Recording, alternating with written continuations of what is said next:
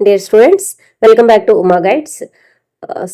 Neat reNEET June 21 నాడు రాసినటువంటి పిల్లలకి మీ ఓఎంఆర్ షీట్లు, తర్వాత దానికి సంబంధించినటువంటి recorded స్కానర్డ్ copies of response sheets వెబ్సైట్లో ఉంచారు. ఎన్టీఏ వెబ్సైట్లోకి వెళ్తే మీకు మీ క్రెడెన్షియల్స్తో మీరు లాగిన్ అయితే ఓటీపీ వస్తుంది మీ మొబైల్కి. ఆ ఓటీపీని ఎంటర్ చేస్తే మీ అప్లికేషన్లోకి వెళ్ళచ్చు.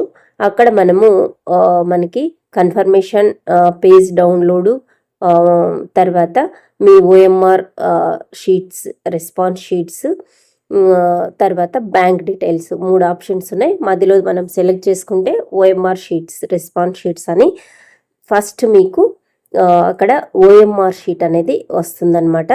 సో ఆ ఓఎంఆర్ షీట్లో ఓఎంఆర్ షీట్ అంటే మీరు ఎగ్జామ్ రోజు మీరు బబుల్ చేసినటువంటి, మీ స్వహస్తాలతో మీరు బబుల్ చేసినటువంటి ఆన్సర్ షీట్ని వాళ్ళు యాజ్ యూజువల్గా హై రెజల్యూషన్లో అప్లోడ్ చేశారనమాట. సో ఒరిజినల్ అనమాట ఇది.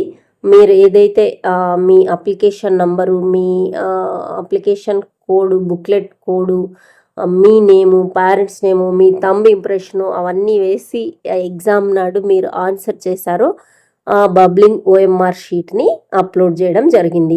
బాగా హై రెజల్యూషన్లో పెద్దగా జూమ్ చేసి పెట్టినారనమాట. సో మీరు చేయాల్సింది ఏంటంటే మీ క్వశ్చన్ పేపర్ తీసుకొని ప్రతి క్వశ్చన్కి మీరు చేసినటువంటి బబ్లింగ్ కరెక్ట్గా ఉందా లేదా అనేది చెక్ చేసుకోండి. సో ఈ విధంగా ఓఎంఆర్ షీట్ అయితే మనకి కనిపిస్తుంది. సో చాలా నీట్గా మీ ఓఎంఆర్ ఒరిజినల్ కనిపిస్తూ ఉంది. సో దాన్ని మనం ఇప్పుడు ఏం చేయాలంటే అదంతా చెక్ చేసుకున్న తర్వాత కిందకు వస్తే ఒక డైలాగ్ బాక్స్ ఉంటుంది. నేను కరెక్ట్గా వెరిఫై చేసుకున్నాను అన్ని క్లిక్ చేస్తే మీరు రెస్పాన్స్ షీట్లోకి వెళ్ళడానికి ఆప్షన్ అయితే ఉంటుంది. దాన్ని క్లిక్ చేస్తే మీరు వాళ్ళు ఏదైతే దీన్ని స్కాన్ చేసుకున్నారో రికార్డెడ్ రెస్పాన్స్ షీట్ అనేది వస్తుందన్నమాట. అందులో మీకు ఏముంటాయంటే ప్రతి క్వశ్చన్కి లెఫ్ట్ సైడ్ మీ బుక్లెట్ కోడ్ ఉంటుంది. ఇక్కడ నేను పెట్టినాను చూడండి. సో 80 బుక్లెట్ కోడ్ పెట్టాను.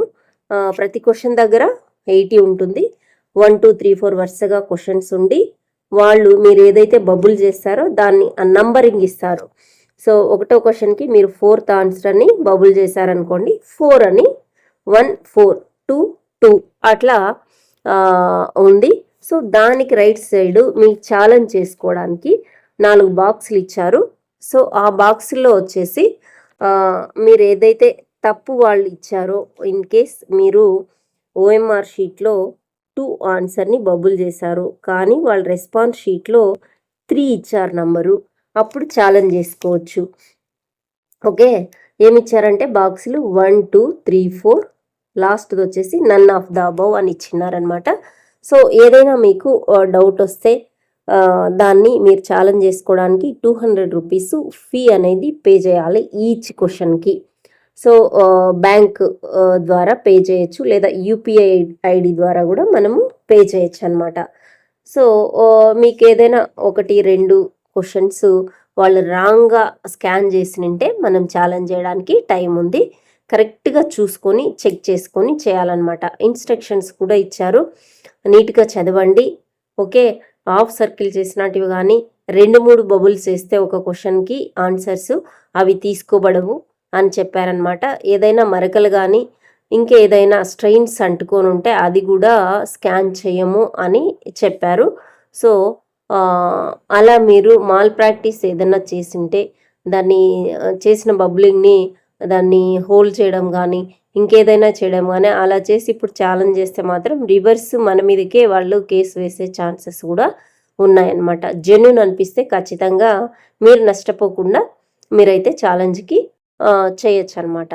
ఓకే, సో ఈ విధంగా రెస్పాన్స్ షీటు ఉంది చూడండి. నేను ఇక్కడ స్క్రీన్ షాట్ కొట్టి పెట్టాను అనమాట. సో ఫోటో కొట్టి పెట్టాను. ఇది ఓఎంఆర్కి మీ రెస్పాన్స్ షీట్కి ఉంది అనమాట. So thank you for watching. వీడియోని లైక్ చేస్తూ మీ ఫ్రెండ్స్కి కూడా షేర్ చేయండి. All the best students. రేపు ఉదయం 11 వరకు టైం ఉంది. సో కరెక్ట్గా చెక్ చేసుకొని జెన్యున్గా ఉంటే నష్టపోకుండా ఖచ్చితంగా క్లెయిమ్ చేయండి. అనవసరంగా అయితే క్లెయిమ్ చేయొద్దు. ఓకేనా? All the best.